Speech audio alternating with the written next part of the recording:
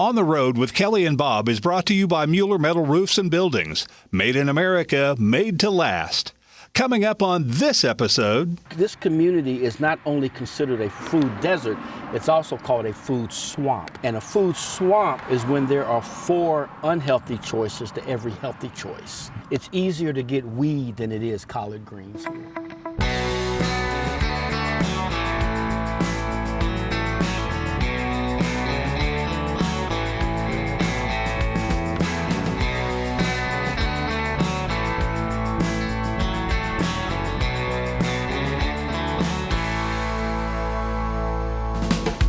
Hi, we're Kelli and Bob Phillips, and we're on the perpetual road trip of America's back roads, where the journey is always the destination.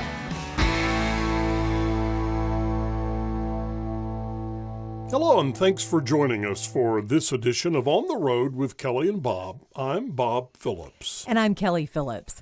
If it seems like we're constantly zigzagging across the country, well, that's kind of because it's true. We usually start off our journeys with a plan, but it doesn't always work out that way. Truth is, we sometimes point ourselves toward a destination, and it, takes longer than expected to arrive. That's because we constantly run across interesting stories, like the one we happened onto just the other day in Knoxville, Tennessee. We came to Knoxville, Tennessee to see a compost bin. This is our compost bin. This is the baddest compost bin in the world. It's solar powered. And in bin 1 and bin 2 are some tubings, and they have holes in them. And for about a minute every hour, they will blow air. That will help with the aeration, so you don't have to turn it, and it keeps that flow going on. Where do you get the ingredients for it? We get coffee grinds from Jack's Coffee and Perk City. We get eggshells from Magpie Bakery. We get this compost from Frog Kombucha. And we also get grain from Ebony and Ivory Brewery. Truth is, of course, we didn't come all this way just to see the baddest compost bin in the world. We came to meet a man who changes lives. After I graduated from high school, went to Morehouse College in Atlanta, Georgia. When I was in college, felt the call to ministry, so accepted that call and started preaching at the tender age of 20. So I ended up getting a degree, a BA in religion. Left there 83, went to Southern Baptist Theological Seminary, got my master's degree, married, got called to the State Street Baptist Church in Bowling Green, Kentucky. Pastored there, left there and went to Hackensack, New Jersey. Culture shock. Moved back to Cincinnati and did another master's degree in Hebrew Bible. Barashif bara Elohim etas. That's all the Hebrew I know, and I'm not doing it right, but it fools the students. His name is Chris Battle, and he's one of the most unlikely preachers you will ever meet. We did that, met Chris, sitting on a picnic table smoking a pipe. He says he didn't start doing that until he was 60. He and his wife also have 19 children, mostly adopted and mostly because they agreed to take large sibling groups so brothers and sisters wouldn't end up in different homes. Why not, Chris asked. When you already got a kid or two, what difference can another 2 or 17 make? Well, see, here's my motto. If an elephant steps on your foot and another elephant jumps on its back, it don't make a difference. Your foot is gone. And it's just that kind of thinking that lured us here to Knoxville to sit on a picnic table with Chris in the first place. It seems smoking a pipe for the first time in his life at age 60 and taking in at least 19 children to raise aren't the only things that have been spinning around in Chris Battle's brain. He's also been questioning exactly what pastoring a church should be all about. It's the pursuit of the answer to that question that led to our pursuit of Chris. We moved down here to Knoxville in 2008. And so I had a more philosophical approach to what ministry looks like. And so I was raising the question within myself, how can our church transform community? In previous years, it's how do I grow our church?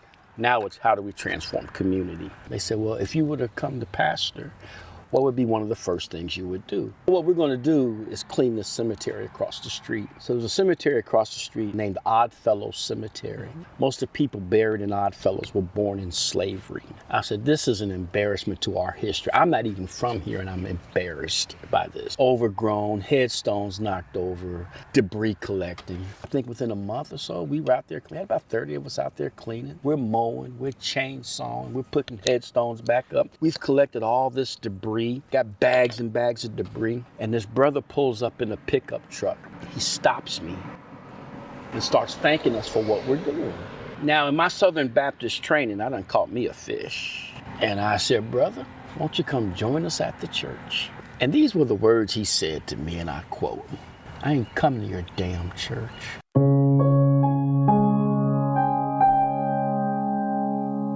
I ain't coming to your damn church. Words that would sting when Chris first heard them, but also words that would open his eyes and focus his mind on what he'd been wrestling with. How do you use the church to transform community? The man in the pickup truck just may be onto something. The church has got such a bad rap. I don't know if he had been hurt by a church. I don't think he was cursing our church. I think he would have said that to any church. Church in general. Church in the general. idea. Yeah, the church. idea. And that plagued me. It still plagues me. And so I began to raise the question, how do we do church differently? So I thought the creative stuff, the innovative stuff that I thought we were doing at the church was really just for those who were already coming.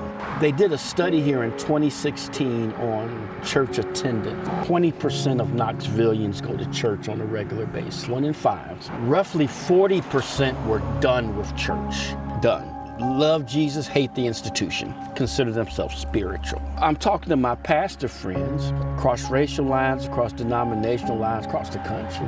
They're telling me the same thing. We're having to adjust budget. We're having to release staff because nobody's coming to church. So how do we do church differently? I always did a little gardening. I'm not a good gardener, but I fool people into thinking I am. I know this guy named Mr. Google, and Mr. Google knows everything. He does. Isn't that amazing? He is I know amazing. that guy. So I had a friend of mine, and we got into this conversation about food disparity and food desert. And USDA says if 1/3 of your community is living at poverty and more than a mile away from the nearest grocery store, you're considered a food desert. The median income of our zip code was like $18,000 a year. And we were 2 miles away from the nearest grocery store. I'm like, well, we can fix this. Fast forward a number of years, and today you will find here in the Knoxville, Tennessee food desert a community garden that was started by Chris Battle's church. There's a greenhouse and raised beds, chickens and rabbits and bees, and of course that baddest compost bin in the world. Chris Battle is still struggling with his question of how do you transform the community, but he has a pretty good head start on doing just that. So we started here. We have about 50 raised beds, and then we got the greenhouse. What do you raise in the raised beds? So we're just vegetables. We got okra, tomatoes, greens, collard greens, mustard greens, turnip greens, all kind of peppers. We do the squash, zucchini, cucumbers, because everything we grow here, we sell at market. We grow herbs and everything. And not only are they growing food in the community garden, now they deliver that food to those who can't come get it. Elderly folks, sick people, those who are homebound for one reason or another. And yes, this community has changed. People will come, and they know I'm a pastor, and they'll come and they'll share their stories, they'll share their pain, they'll ask for prayer, and we do that. Quick counseling. And see, here was the beauty of the garden for me, was that people started coming to the garden who would never come to my Black Baptist brick and mortar church. I mean, I'm getting everything. Black, white, old, young, fat, skinny, pretty, ugly, straight, gay. Everybody's coming to the garden. And so what our ministry is about, what this is about is, you don't see any religious paraphernalia here. We actually have church here under this tree. We call it the cut, the church under the tree. Our goal is come here and develop relationships. That's joy. There's something that's very equalizing about the soil. Regardless of political affiliation and everything, it doesn't matter. We're working in the soil together. We talk, we share like that. And my prayer, my goal is that people would ask me why I do what I do. And then you can and share. then I can share.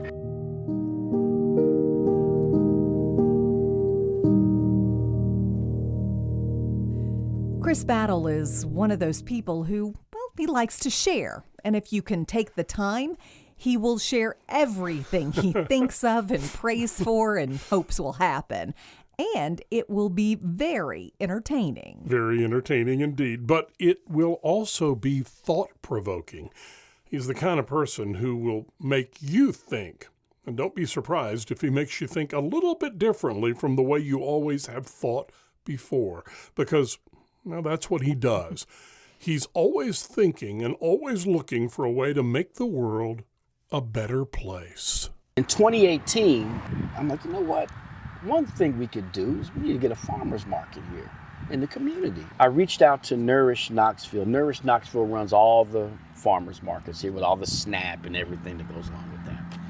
And I told them, I said, hey, what do we need to do to get a farmer's market in the hood? So we all got together, and within 2 or 3 months, we started a farmer's market. And we called it the East Side Sunday Market because it's on the east side and it's on Sunday.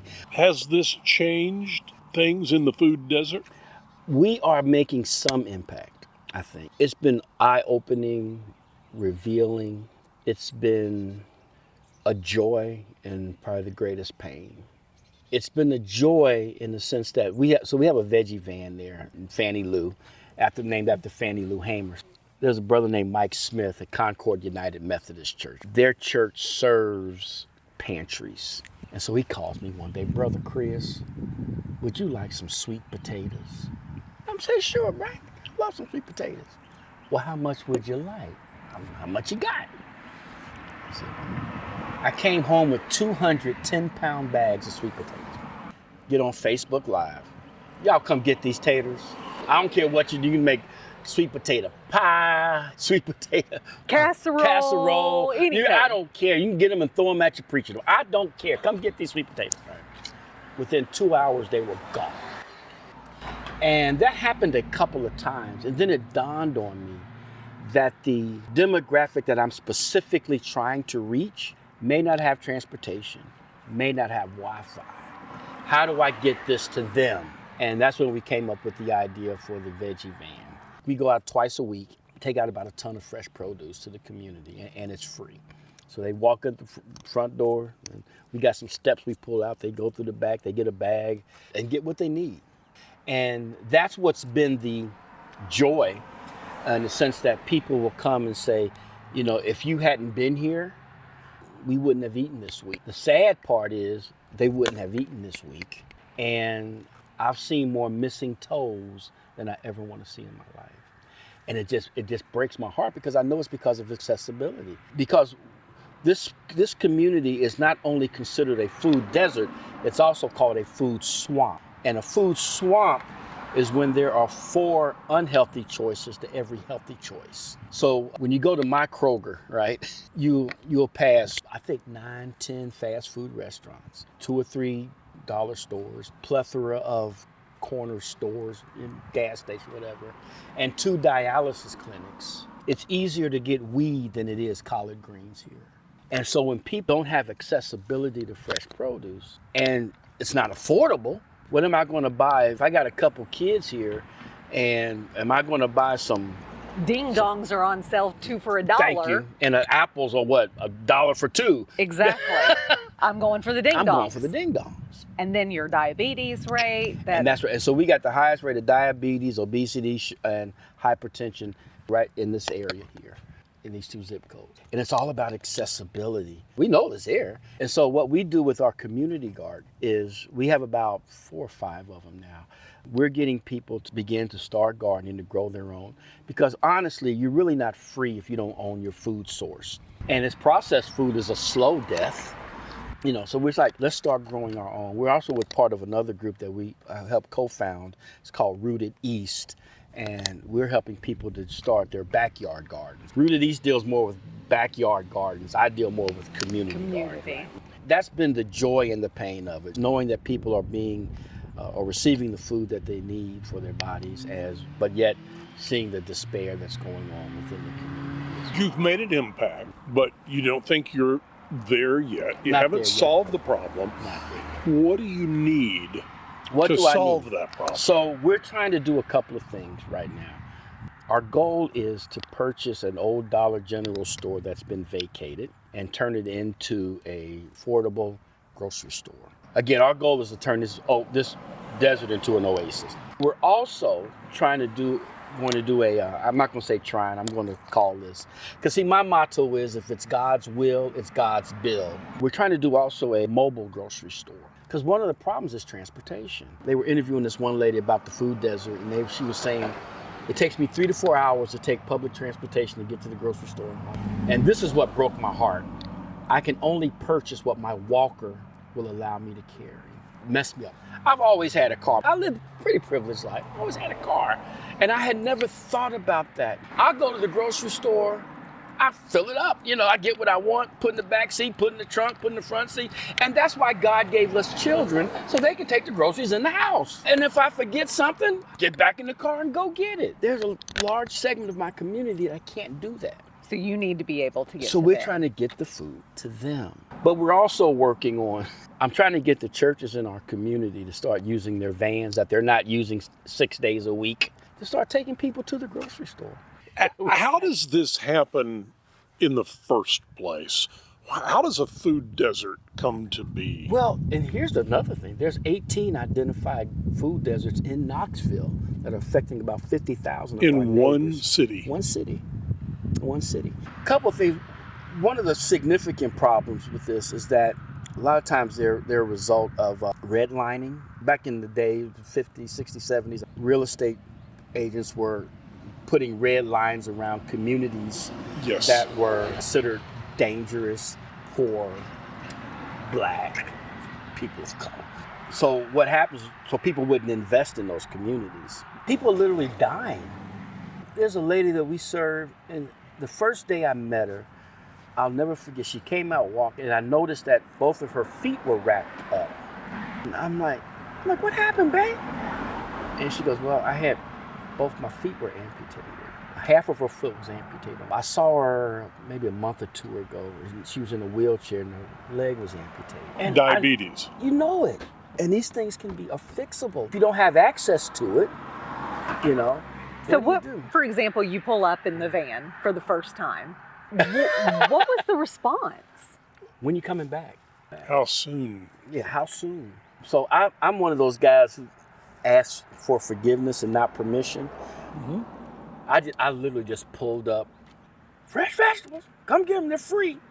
Yeah, people are they're excited. They love Fannie Lou. Usually I have some James Brown playing or some Parliament Funkadelic. People are jamming, they're dancing. And that's really been the joy for me, just getting to meet people and getting out of a religious thinking that shunned people and my eyes were just opened that people can be some wonderful creatures. You know, you got your jerks, of course.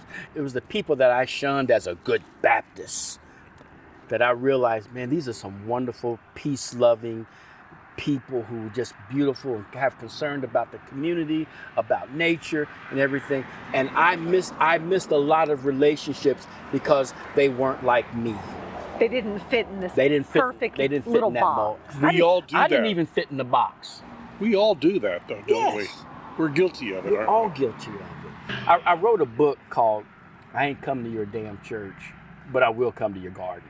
What is it do you think about digging in the dirt? I just think that's where we come from. I think it's like getting in touch with who we are.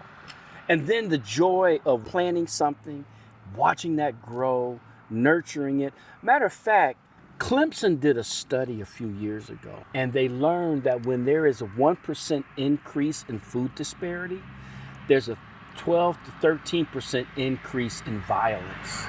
And what they're also doing is they're giving prisoners plants to grow, because it's like you get a greater respect for life if you help something live. And so when people come out here, particularly the kids, and they're watching stuff grow and they're eating it off the vine, it's amazing to watch the expressions on their face, and adults. So that has been the joy for me and the motivation for me. You know, my wife will tell you I'm here early in the morning, you know, waiting for the sun to come up so I can, you know, get out to work. You said something a minute ago describing this whole act of farming and working in the garden.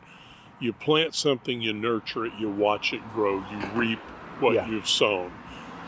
It sounds a little bit like being a minister in a church. Are there similarities here? Oh, absolutely. Absolutely. When you look at what you've done here since you first had this whole idea and where it is now and what some changing of lives, how does all of that make you feel? Oh, it's wonderful. I mean, there's something about walking in your purpose, you know, what you're created for. And somebody asked me, said, Chris, do you have a passion for gardening? I'm like, no, I don't. My passion is not gardening. My passion is feeding the people. Gardening is just a tool that we use to get there. And that's really what drives me. It's the people in the community. It pains me to see people hurting, and particularly over a issue that can be fixed. You know, and we have the ability to fix it. You know, so our goal is ultimately to not only to feed the people, but let them know that they have the power. Most communities can solve most of the problems themselves, but it's about working together. But because we're so siloed, we're so separated, you know, let's work together, let's fix this thing. And so we're trying to do it through food, as well as make sure people are healthy. And we want to thank you again for listening to another episode of On the Road with Kelli and Bob. New episodes drop every week. It's as easy as where you get your podcast, or you can simply download the free Audacy app and listen anytime, anywhere.